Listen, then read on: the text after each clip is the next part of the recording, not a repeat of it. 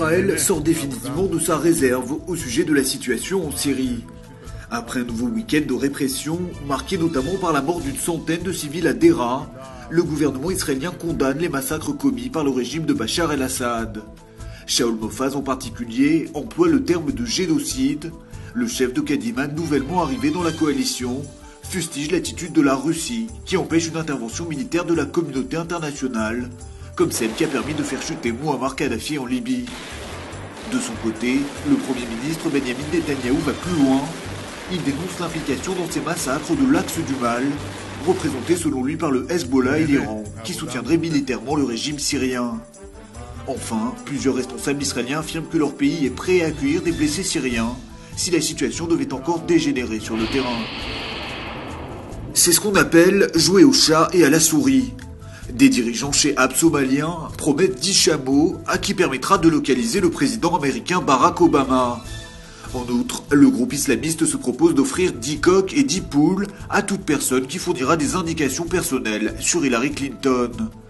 L'appel a été lancé vendredi par le cher Fouad Mohamed Khalad, lui-même recherché par le département d'État américain, qui vient de proposer une récompense de 5 millions de dollars pour toute information à son sujet. Les propos du cher Khalad ont été tenus vendredi à Mogadiscio, après la traditionnelle grande prière. Le groupe qu'il dirige en Somalie a fait allégeance à Al-Qaïda depuis 2008. Le Ternion de Haïfa a décidé d'entamer des poursuites judiciaires contre Microsoft. Il réclame au géant américain 25 millions de shekels de dommages et intérêts pour avoir commercialisé un logiciel développé par l'un de ses professeurs.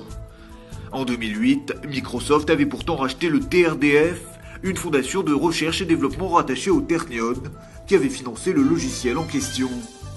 Seulement, la société avait alors refusé de céder les droits de propriété intellectuelle du produit, affirmant que celui-ci appartenait à un professeur du Ternion. Microsoft n'aurait donc pas tenu compte de ce refus, agissant en parfaite illégalité. Reste que sa branche en Israël dit ne pas être au courant d'une telle affaire.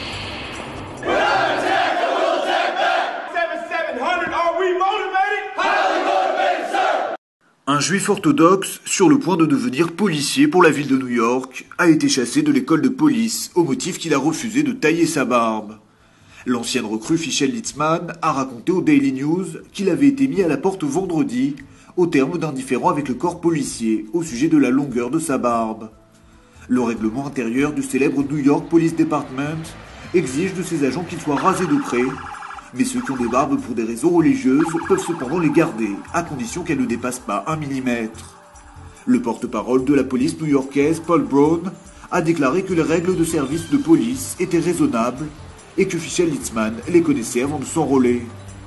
L'homme de 38 ans, qui est père de 5 enfants, a d'abord été convoqué en janvier à ce sujet. Il a finalement été congédié 1 mois avant de recevoir son insigne.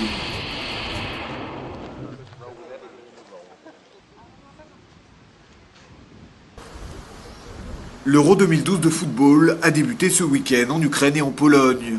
Une compétition sportive qui n'empêche pas le devoir de mémoire. Ces derniers jours, plusieurs grandes équipes nationales ont profité de leur présence en Pologne pour visiter les anciens camps de concentration nazis, notamment celui d'Auschwitz.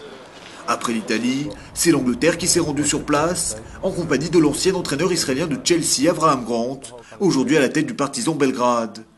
À l'image de l'attaquant de Manchester United, Wayne Rooney, les joueurs anglais se sont dit très touchés par leur visite à Auschwitz.